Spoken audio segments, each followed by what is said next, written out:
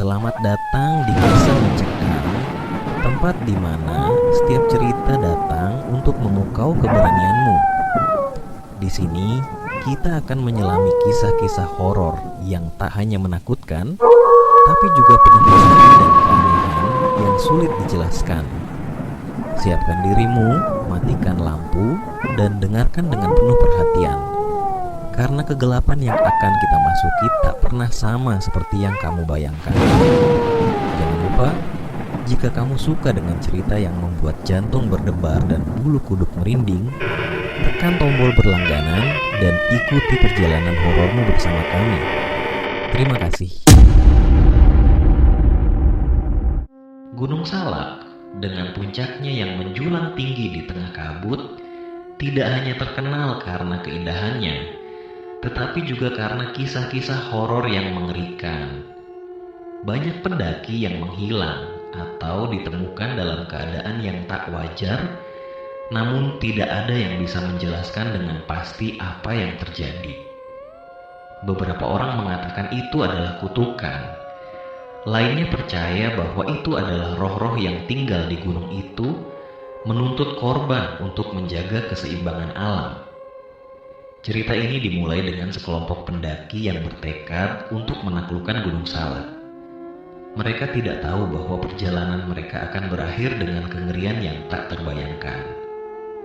4 teman, Willy, Kentos, Bembeng, dan Ujang, memutuskan untuk mendaki Gunung Salak pada akhir pekan.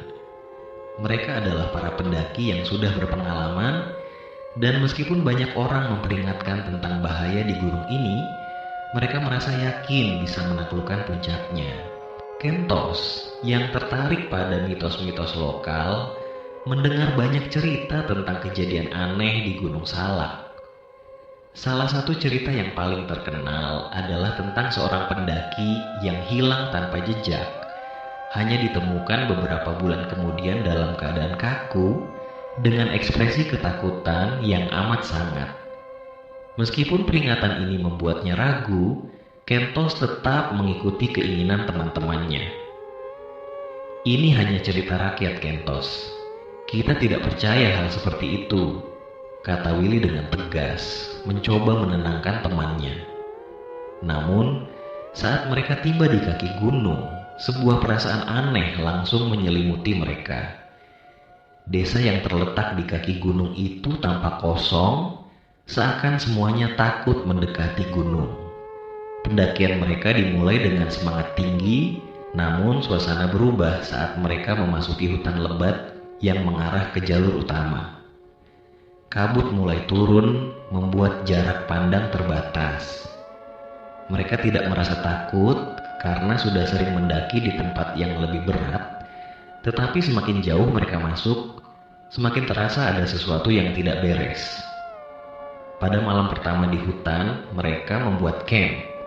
Tiba-tiba, mereka mendengar suara langkah kaki di sekitar kemah mereka, meskipun tak ada orang lain di sekitar. Bembeng yang sedang berjaga melihat sesuatu bergerak di balik pohon besar, seperti bayangan manusia.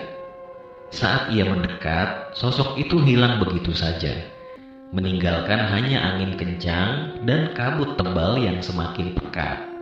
"Hei, jangan bercanda. Itu cuma kabut," kata Willy, mencoba meredakan ketegangan. Namun, keesokan paginya, mereka menemukan sebuah benda misterius di dekat tenda mereka. Sebuah kalung tua yang tampaknya milik seseorang. Tidak ada yang menyadari kapan atau bagaimana benda itu bisa ada di sana. Pagi berikutnya, mereka melanjutkan perjalanan dan kabut semakin tebal. Mereka sampai di pos 5, tempat terakhir sebelum mencapai puncak. Di sana, mereka menemukan jejak kaki yang besar dan tak biasa, seperti jejak manusia, namun jauh lebih besar. "Bembeng, coba lihat ini. Apa kamu pikir ini jejak manusia?" tanya Kentos sambil menunjuk ke tanah. Jejak itu terlihat baru, meskipun mereka tidak melihat siapapun yang lewat. Willy memutuskan untuk mengikuti jejak itu, tetapi semakin mereka berjalan, Semakin aneh rasanya. Suasana menjadi sangat mencekam dan mereka merasa seolah-olah sedang diawasi. Mereka tidak tahu apakah itu karena rasa takut atau karena ada sesuatu yang memang mengawasi mereka. Tak lama setelah itu, Bembeng menghilang. Mereka tidak tahu kemana Bembeng pergi, tetapi jejaknya tiba-tiba berhenti. Semua barang-barangnya masih ada dan ia seolah-olah menghilang begitu saja. Kentos mulai merasa sangat cemas. Ia merasa ada sesuatu yang sangat buruk akan terjadi. Dengan cemas, mereka mulai mencari Bembeng di sekitar pos 5, memanggil namanya, tetapi tidak ada jawaban. Mereka terus berjalan semakin jauh dan kabut semakin tebal. Malam mulai tiba dan mereka terpaksa berkemah lagi. Namun, kali ini kabut terasa lebih menekan, seakan seluruh gunung menutup mereka. Tengah malam, Kentos terbangun mendengar suara bisikan halus. "Tolong, bantu aku." Suara itu terdengar sangat familiar, dan ia sadar itu adalah suara Bembeng. Ia berlari keluar mengikuti suara itu, tetapi saat mencapai tepi jurang, ia hanya menemukan jejak darah yang mengarah ke jurang yang dalam. Willy, yang mulai panik, menarik Kentos kembali. "Kita harus keluar dari sini sekarang juga." Saat mereka berusaha turun dari gunung, mereka menemukan sesuatu yang sangat mengerikan. Di tengah jalan, ada sebuah batu besar dengan ukiran yang tidak mereka mengerti. Ukiran itu menunjukkan gambar orang-orang yang menghilang dan terperangkap di antara dunia manusia dan arwah penjaga gunung. Ujang, yang pernah mendengar legenda tentang Gunung Salak, akhirnya mengungkapkan sebuah cerita lama. Gunung Salak dikenal dengan kekuatan mistisnya. Ada arwah penjaga yang menuntut korban setiap kali ada yang melanggar wilayahnya. Pendaki yang terlalu jauh atau berani melawan kehendak alam akan terperangkap dalam kutukan ini. Kentos menggigil ketakutan, menyadari bahwa Bembeng mungkin telah menjadi bagian dari arwah tersebut. Willy pun semakin panik, merasa bahwa mereka tak akan bisa keluar hidup-hidup. Di tengah kabut yang semakin tebal, mereka tidak tahu apakah mereka sedang berjalan ke atas atau ke bawah. Setiap kali mereka merasa telah menemukan jalan keluar, mereka kembali ke tempat yang sama. Mereka mulai merasa bahwa mereka terjebak dalam lingkaran waktu yang tak berujung. Saat itulah mereka melihat bayangan Bembeng muncul di depan mereka, tetapi wajahnya tampak kosong dan kaku. Bembeng mendekat dan matanya yang kosong menatap tajam mereka. "Kalian tak akan keluar dari sini," kata suara Bembeng, tetapi suara itu bukan suara Bembeng yang mereka kenal. Tiba-tiba Willy jatuh tersungkur. Saat ia bangun, tubuhnya terasa berat, dan ia merasa seolah-olah ada sesuatu yang menghisap energinya. Mereka berlari, tapi kabut semakin menebal dan suara jeritan terdengar semakin dekat. Hari berikutnya, hanya Willy dan Ujang yang selamat. Mereka ditemukan oleh pendaki lain yang sedang turun dari gunung. Mereka tampak pucat dan bingung, tidak bisa mengingat bagaimana mereka sampai di kaki gunung. Namun, mereka memiliki ekspresi ketakutan yang sangat jelas. Ujang akhirnya menceritakan seluruh kejadian, tetapi tidak ada yang bisa membuktikan kebenarannya. Pendaki yang selamat itu mengatakan bahwa mereka tidak bisa mengabaikan cerita tentang Gunung Salak dan kutukan yang menghantui pendaki. Mereka berdua yang selamat menyadari bahwa kutukan itu belum selesai. Meskipun Willy dan Ujang berhasil turun hingga ke kaki gunung, rasa lega mereka tak bertahan lama. Malam itu, setelah tiba di sebuah desa kecil, mereka merasa ada sesuatu yang mengikuti mereka. Ujang melihat bayangan samar bergerak di antara pepohonan di luar penginapan mereka. Ia mencoba meyakinkan dirinya bahwa itu hanyalah ilusi akibat kelelahan. Namun, Willy, yang sejak awal cenderung tenang, mulai menunjukkan gelagat aneh. Ia berbicara sendiri di sudut kamar. Ujang yang khawatir mencoba menenangkan sahabatnya itu. "Will, kamu kenapa? Udah, istirahat dulu. Kita aman sekarang." Namun Willy menoleh dengan ekspresi kosong, matanya seperti tak mengenal Ujang lagi. "Dia datang, Ujang. Dia nggak akan berhenti." Malam itu, Ujang terbangun oleh suara langkah kaki di lorong penginapan. Ia mengintip dari balik pintu dan melihat seorang pria tua dengan tongkat berjalan perlahan, mengetuk pintu satu persatu. Ketukan itu terdengar nyaring di tengah kesunyian malam. Saat pria itu sampai di pintu mereka, langkahnya terhenti. Ujang menahan napas, berharap pria itu tidak membuka pintu. Namun, ketukan itu tak pernah terjadi. Sebaliknya, pria itu membungkuk, menempelkan wajahnya ke celah pintu. Mata kosongnya menatap langsung ke arah Ujang. Dengan tubuh gemetar, Ujang mundur perlahan. "Will, ada orang di luar," bisiknya. Namun, saat ia menoleh, Willy sudah tak ada di tempat tidur. Pintu kamar terbuka dan suara bisikan lirih terdengar dari luar. "Kalian tak boleh pergi." Ujang menemukan Willy di halaman belakang penginapan, berdiri mematung di bawah pohon besar. Kakinya terendam lumpur, dan di tangannya terdapat kalung tua yang mereka temukan di gunung. "Kita harus kembali, Ujang. Mereka nggak akan berhenti sampai kita kembali," kata Willy dengan nada datar. "Lu ngomong apa, Will? Kita nggak mungkin balik ke sana," balas Ujang panik. Namun, seolah dikendalikan oleh kekuatan yang tak terlihat, Willy mulai berjalan ke arah hutan. Langkahnya lambat tapi pasti, sementara Ujang hanya bisa mengikutinya. Tak berdaya. Setiap kali ia mencoba menarik Willy kembali, suara bisikan semakin keras di telinganya, membuatnya merasa seperti dihipnotis. Setelah berjalan selama beberapa jam, mereka tiba di sebuah desa kecil di tengah hutan. Desa itu dipenuhi rumah-rumah tua yang tampak ditinggalkan. Namun, anehnya, ada suara-suara aktivitas seperti kehidupan sedang berlangsung, suara langkah kaki, pintu berderit, dan tawa anak-anak. "Willy, ini tempat apa? Kita nggak pernah lewat sini waktu naik gunung," bisik Ujang. Namun, Willy tidak menjawab. Ia terus berjalan ke sebuah rumah besar di ujung desa. Di dalam rumah itu, mereka menemukan sebuah altar dengan ukiran yang mirip dengan batu besar yang mereka lihat di gunung. Di atas altar, ada benda-benda pribadi seperti dompet, sepatu, dan tas yang tampak berdebu, seolah sudah berada di sana selama bertahun-tahun. Ujang gemetar ketika melihat salah satu benda itu, topi yang dikenakan Bembeng sebelum ia menghilang. "Will, ini nggak benar. Kita harus keluar dari sini." Namun, sebelum mereka sempat melarikan diri, pintu rumah tertutup dengan keras, dan suara tawa anak-anak berubah menjadi jeritan melengking.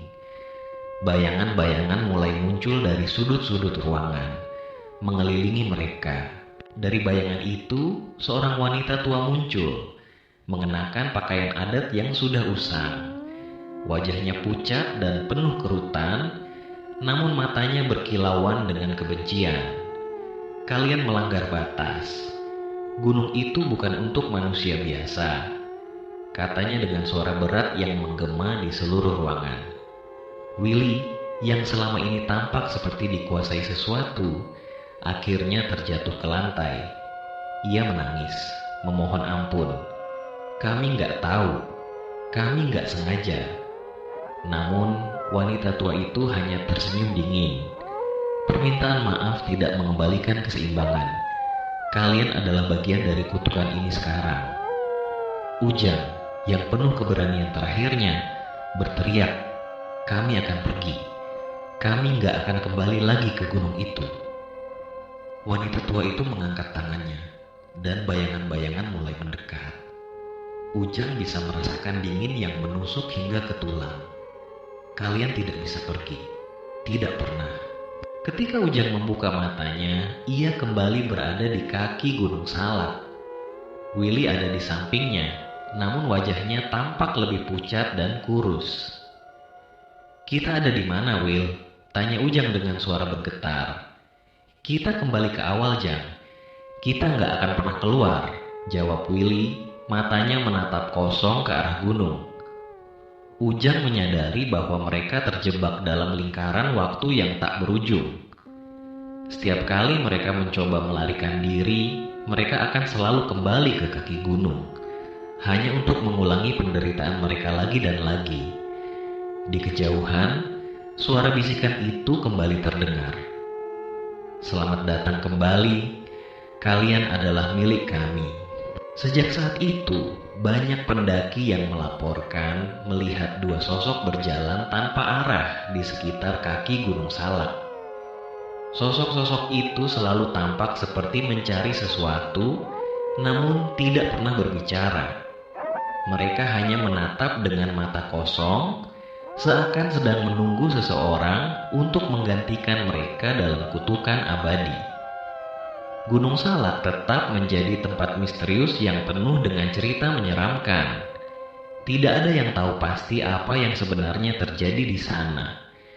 Namun, satu hal yang pasti, bagi mereka yang mendaki terlalu jauh, Gunung Salak akan selalu menuntut korban. Ujang dan Willy terus berjalan tanpa arah, mencoba melawan keanehan waktu yang seolah mempermainkan mereka. Setiap jalur yang mereka pilih selalu membawa mereka kembali ke titik awal, kaki gunung yang dihantui bayangan gelap. "Will, kita nggak bisa begini terus. Kita harus cari jalan keluar," desak Ujang. Suaranya gemetar di antara rasa takut dan keputusasaan. Willy tidak menjawab. Ia terus berjalan lurus, seakan ada sesuatu yang menariknya. Ujang memegang bahunya dengan keras, mencoba menghentikannya. "Will, dengar gue. Kita harus keluar dari sini." Namun, saat Willy menoleh, wajahnya berubah menjadi pucat seperti mayat. Matanya kosong, bibirnya membiru, dan dari mulutnya keluar suara bisikan yang tidak wajar. "Tidak ada jalan keluar. Kalian adalah bagian dari gunung ini sekarang." Saat Ujang melepaskan tangannya, Willy terjatuh ke tanah dengan tubuh kaku seperti patung. Ujang mencoba membangunkannya, namun rasa dingin menyergap tangannya, membuatnya mundur. Dari kejauhan, suara jeritan terdengar. Suara itu sangat mirip dengan suara bembeng, namun terdengar menggema dan tak wajar. Ujang, yang kini sendirian, memutuskan untuk mencari sumber suara itu. Ia berjalan ke arah jurang tempat mereka sebelumnya menemukan jejak darah bembeng. Jurang itu kini tertutup oleh kabut tebal, namun Ujang merasa ada sesuatu yang mengawasinya dari dalam kabut itu. "Ujang." Suara bembeng terdengar jelas dari dalam kabut. Ujang berdiri mematung. "Kamu di mana, Beng?" "Aku di sini," balasnya dengan harapan. Namun, sosok yang muncul dari kabut bukanlah bembeng. Itu adalah bayangan hitam dengan mata merah menyala. Tubuhnya menyerupai bembeng, tapi penuh luka, seperti terbakar. Bayangan itu mendekat, dan Ujang merasakan ketakutan yang luar biasa. "Apa yang terjadi sama kamu, Beng?" tanya Ujang dengan suara gemetar. Bayangan itu hanya tersenyum, kemudian berbisik, "Aku tidak bisa pergi. Mereka memanggilku, mereka memanggil kita semua." Dari belakang Ujang, suara berat seorang wanita kembali terdengar. Wanita tua yang mereka temui di desa kembali muncul, kali ini dengan aura yang jauh lebih menyeramkan. "Kamu ingin keluar, anak muda?" tanya wanita itu. Ujang hanya mengangguk, tubuhnya terlalu lemah untuk melawan. "Kalau begitu, gantilah posisimu dengan temanmu. Dia sudah terlalu lama di sini," lanjut wanita itu, menunjuk ke arah bayangan yang menyerupai bembeng. Mata Ujang membesar. "Kamu maksud Aku harus tinggal di sini. Wanita itu mengangguk perlahan. Hanya satu cara untuk keluar dari kutukan ini. Gantikan posisi mereka yang sudah terperangkap. Ujang mundur beberapa langkah. Ia ingin melawan, tapi tubuhnya terasa berat. Seolah-olah tanah di bawahnya menariknya untuk tinggal. Nggak mungkin, aku nggak mau terjebak di sini. Namun, bayangan yang menyerupai Bembeng mulai berubah. Wajahnya kembali seperti semula, dengan air mata mengalir. Jang, tolong aku. Kalau kamu nggak gantiin aku nggak akan pernah bebas. Ujang harus membuat keputusan, menyelamatkan dirinya sendiri, atau menggantikan temannya yang terjebak. Dengan berat hati, Ujang mendekati bayangan Bembeng. Kalau aku ambil posisi kamu, apa aku bisa nyelamatin Willy juga? Wanita tua itu tertawa kecil. Yang bisa kau selamatkan hanya satu. Pilih dengan bijak. Ujang merasa hancur, namun ia tahu tidak ada pilihan lain. Ia mengangguk, dan seketika itu tubuhnya terasa tertarik ke dalam kegelapan. Bayangan Bembeng memudar, dan sebelum benar-benar menghilang, ia sempat berkata, "Maafkan aku, Jang." Seketika, Ujang merasakan dingin yang menusuk. Tubuhnya terasa berat, dan ia melihat dirinya berada di tempat yang sama seperti Bembeng sebelumnya, terperangkap dalam kabut tanpa ujung. Saat Bembeng muncul kembali ke dunia nyata, ia terjatuh di kaki Gunung Salak, lemah tapi hidup. Namun, Willy masih belum terlihat. Bembeng yang kini memiliki ingatan kabur tentang apa yang terjadi, mencoba mengingat bagaimana cara menyelamatkan Willy. Namun, kabut tebal Gunung Salak kembali menghilang, seolah menyembunyikan rahasia gelapnya. Tidak ada yang tahu apakah Willy masih hidup, atau apakah ia menjadi bagian dari gunung itu untuk selamanya. Bembeng turun dari gunung dengan selamat, membawa cerita yang tidak bisa ia ceritakan kepada siapapun. Setiap malam, ia bermimpi buruk tentang teman-temannya yang hilang. Suara Ujang dan Willy terus memanggilnya dalam tidurnya, seakan meminta bantuan.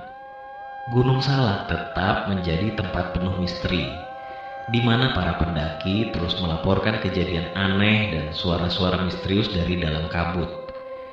Kutukan itu tidak pernah berhenti, dan siapapun yang mendaki terlalu jauh akan menjadi bagian dari kegelapan abadi Gunung Salak. Bembeng yang telah kembali ke rumahnya merasa hidupnya tidak lagi sama. Setiap malam ia mendengar suara-suara aneh dari jendela kamar tidurnya, bisikan lirih yang memanggil namanya. Kadang ia merasa seperti ada bayangan bergerak di sudut matanya. Meskipun ia mencoba meyakinkan dirinya bahwa semuanya hanya halusinasi akibat trauma, suara-suara itu semakin nyata. Suatu malam, saat ia terjaga di tengah malam, suara Ujang terdengar jelas dari luar jendelanya. "Beng, tolong aku. Jangan tinggalkan aku di sini." Bembeng terkejut dan bergegas membuka jendela, namun tidak ada siapa-siapa di luar. Hanya angin dingin malam yang menyambutnya. Namun, di tanah ada jejak kaki berlumpur yang mengarah ke dalam hutan di belakang rumahnya. Tidak tahan dengan rasa bersalah dan suara-suara yang menghantuinya, Bembeng memutuskan untuk kembali ke Gunung Salak. Ia tahu ini keputusan gila, tapi ia merasa tidak punya pilihan. Ia menghubungi seorang dukun lokal bernama Pak Karta yang dikenal mengerti hal-hal mistis. Pak Karta memperingatkan Bembeng, "Kembali ke sana berarti kau menantang arwah penjaga gunung. Kalau kau tak hati-hati, kau akan terjebak selamanya." Namun, Bembeng sudah memantapkan hatinya. "Aku nggak bisa biarin mereka di sana, Pak. Aku harus coba selamatin mereka." Pak Karta memberikan sesajen dan mantra perlindungan. "Ini hanya melindungimu sementara. Sisanya tergantung keberanian dan niatmu." Saat malam tiba, Bembeng mulai mendaki kembali Gunung Salak. Suasana hutan terasa jauh lebih menyeramkan dari sebelumnya. Udara begitu berat dan suara binatang hutan nyaris tidak terdengar. Di sepanjang jalan, ia merasa ada sesuatu yang mengikutinya. Di tengah perjalanan, sebuah suara berat memanggil namanya. "Bembeng, kau kembali?" Bembeng menoleh dan melihat sosok hitam besar dengan mata merah menyala. Itu bukan manusia, melainkan makhluk penunggu gunung. "Kenapa kau kembali? Bukankah kau sudah bebas?" tanya makhluk itu dengan nada tajam. Dengan berani, Bembeng menjawab, "Aku mau selamatin teman-teman aku. Ujang dan Willy masih terjebak di sini." Makhluk itu tertawa kecil, suara tawanya bergema di seluruh hutan. "Mereka bukan lagi temanmu. Mereka milik gunung ini sekarang. Kau mau menjadi milik kami juga?" Bembeng memohon kepada makhluk itu, mengatakan bahwa ia rela memberikan apapun untuk membebaskan teman-temannya. Makhluk itu memandangnya dengan tajam, lalu berkata, "Kalau kau mau, ikuti aku. Tapi ingat, tidak ada yang kembali tanpa kehilangan sesuatu." Tanpa ragu, Bembeng mengikuti makhluk itu ke sebuah jalan yang tidak pernah ia lihat sebelumnya. Jalan itu tertutup kabut tebal dan penuh dengan suara bisikan. Di ujung jalan, ia melihat sebuah gerbang besar yang terbuat dari batu, dihiasi ukiran aneh yang mirip dengan altar yang pernah ia lihat di desa terkutuk. "Masuklah," perintah makhluk itu. "Teman-temanmu menunggumu di dalam." Ketika Bembeng melewati gerbang itu, ia merasa seperti memasuki dunia lain. Segala sesuatu di sekitarnya terasa dingin dan sunyi, dan bayangan hitam bergerak di antara pepohonan. Di tengah tempat itu, ia melihat Ujang dan Willy duduk di bawah pohon besar. Mereka tampak tak bernyawa, tubuh mereka kurus dan mata mereka kosong. "Ujang, Willy!" teriak Bembeng sambil berlari mendekat. Namun, saat ia mendekat, kedua temannya menoleh perlahan. Wajah mereka tidak lagi seperti manusia, melainkan seperti arwah yang terjebak. "Kau tidak seharusnya kembali, Beng," kata Ujang dengan suara berat. "Kami milik tempat ini sekarang." Bembeng mencoba menarik mereka, namun tubuh mereka terasa dingin dan berat.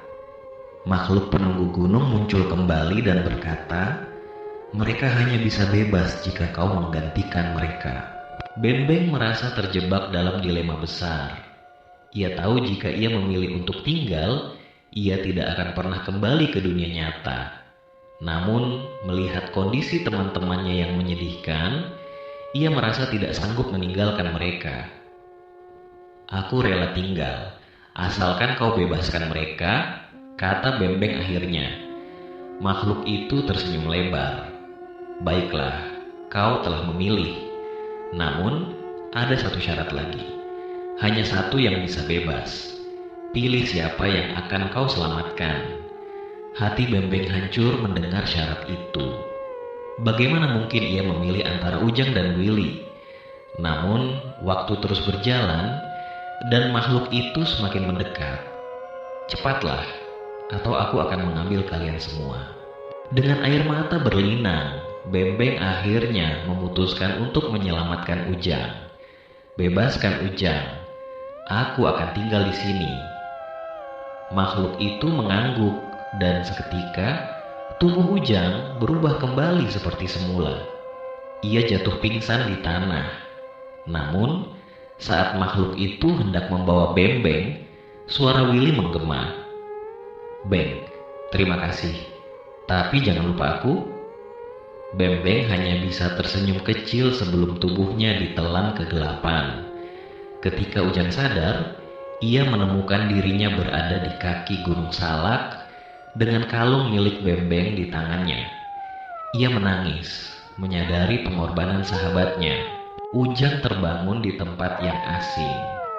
Hutan Gunung Salak terlihat lebih gelap dan suram. Pohon-pohon menjulang tinggi dengan cabang-cabang yang menyerupai tangan-tangan kurus. Udara dingin menusuk dan suara-suara aneh terdengar di pemandangan, seperti bisikan arwah. Ketika berjalan, Ujang melihat bayangan samar Willy dan Bembeng. Mereka berjalan tanpa arah, diikuti oleh sosok-sosok hitam dengan mata merah menyala. Ujang mencoba memanggil mereka, tapi Willy dan Bembeng tidak menanggapi. Saat Ujang mendekati teman-temannya, ia dihadang oleh sosok besar yang muncul dari bayangan. Makhluk itu memiliki tubuh menyerupai manusia, tetapi dengan kulit kelam hitam dan tanduk melengkung. "Manusia bodoh, apa yang kamu lakukan?" Suara makhluk itu menggema, membuat tanah di bawah kaki Ujang bergetar. "Aku akan membawa teman-temanku kembali," jawab Ujang dengan tegas, meski tubuhnya gemetar. Makhluk itu tertawa keras. "Mereka milikku sekarang. Jika Anda ingin mereka kembali, Anda harus menggantikannya." Ujang tahu bahwa ia tidak bisa menyerahkan dirinya begitu saja. Ia menguatkan dan meyakinkan dirinya untuk jangan percaya apa yang terlihat. Dengan keberanian yang tersisa, Ujang menantang makhluk itu. "Aku tidak takut padamu. Kau hanyalah bayangan tanpa kekuatan jika aku tidak memberikan rasa takut." Makhluk itu menggeram marah dan menyerang Ujang dengan bayangan-bayangan hitam. Ujang melantunkan doa dan ayat-ayat suci, menciptakan lingkaran cahaya di sekelilingnya. Bayangan-bayangan itu menghilang begitu menyentuh cahaya tersebut. Namun makhluk itu tidak menyerah. Ia mencoba mengelabui Ujang dengan menampilkan ilusi, gambaran keluarganya, teman-temannya, bahkan Ujang kecil yang menangis ketakutan di tengah hutan. Tapi Ujang tetap teguh. "Aku tahu siapa diriku. Aku bukan budak ketakutan atau ilusi," teriakannya. Dengan kepercayaan dirinya, cahaya dari doa Ujang semakin kuat, membuat makhluk itu melemah. Ketika makhluk itu akhirnya menghilang, Ujang mendekati Willy dan Bembeng. Mereka masih terlihat bingung dan seperti terjebak dalam mimpi buruk. Ujang mengulurkan tangan mereka dan memanggil nama mereka berulang kali. "Willy, Bembeng, ini aku, Ujang. Kalian harus bangun. Ini bukan tempat kalian." Perlahan-lahan, kesadaran mulai kembali ke mata mereka. Bayangan-bayangan yang sebelumnya mengikuti mereka memudar, digantikan oleh sinar lembut yang menyebabkan hutan suram itu. "Ujang, apa yang terjadi? Di mana kita?" tanya Willy dengan suara gemetar.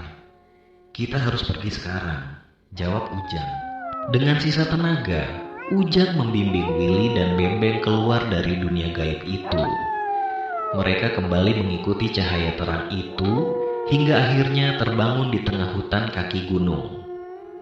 Mereka merasa seperti berada dalam mimpi buruk yang tidak pernah berakhir, hingga Ujang menyelamatkan mereka. Kehidupan di desa kembali normal, dan Ujang, Willy, serta Bembeng menjadi lebih dekat dari sebelumnya. Mereka menyadari bahwa persahabatan dan keberanian adalah kekuatan yang lebih besar dari kegelapan apapun. Gunung Salak tetap menjadi tempat yang penuh misteri, tetapi bagi mereka bertiga, itu adalah bukti bahwa cahaya selalu bisa mengalahkan kegelapan.